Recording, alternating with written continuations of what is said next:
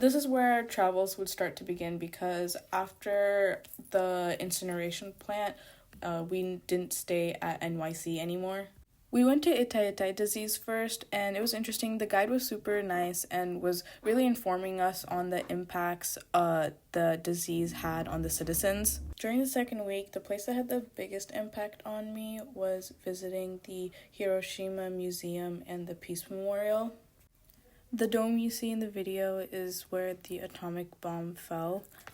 It was interesting to see how much Hiroshima developed since the incident occurred. At the memorial park, there's also a fire at the middle and running water. They both have very important symbols. The fire is supposed to be a representation that it's not going to be put out until every nuclear bomb is not active anymore. And then the water represents a place for the spirits who passed away from the burns of the bombing to go to. I also came across paper planes that were surrounded by a statue of a girl, and she'd passed away from leukemia, and paper cranes represent hope and good health. After the memorial, we visited Miyajima. It's a place that's really popular for its shrine. How close you can get to the gate of the shrine depends on the time and day, because it's known for kind of being able to float in the water. Its location is on an island, and the island is also popular for its oysters.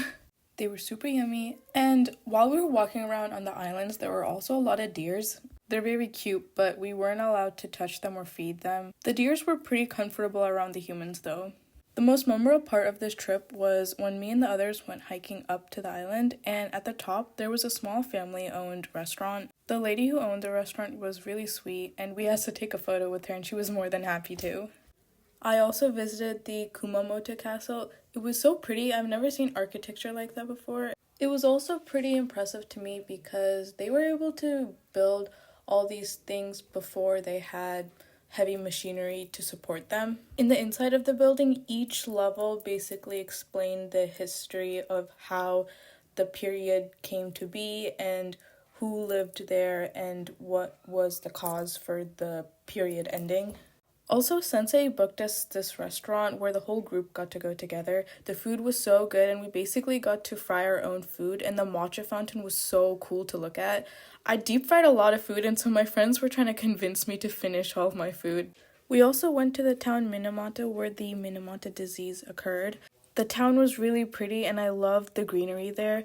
If I were to visit Japan again and I wanted to go to a more quiet or low-key place, I think I would definitely visit here because the greenery was just amazing, and I loved how friendly the people were.